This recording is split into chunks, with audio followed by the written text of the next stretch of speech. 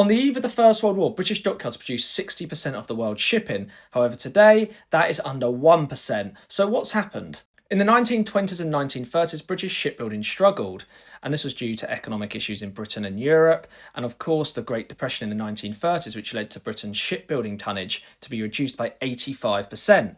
On top of that, you've got the oversupply of dockyards due to the First World War, and also you've got Britain losing its technological lead. In the Second World War, American shipbuilding takes over. The United States employs 1.6 million Americans at its shipyards. This is 6 times as many people employed at British shipyards. However, the British productivity levels are 50% higher than United States shipyards. A big issue the British had in shipbuilding in the Second World War was manpower shortages. After the Second World War, British shipyards were struggling, especially against new competition such as Japan and West Germany, and also smaller nations such as Denmark and Sweden.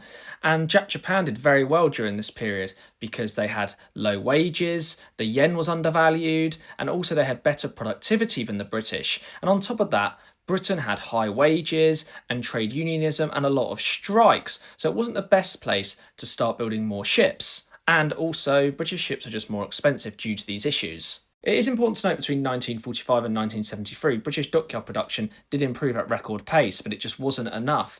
As in 1977, many dockyards were nationalised. However, in the 1980s, many dockyards were privatised and many closed down. And this trend of dockyards closing down continues to this day.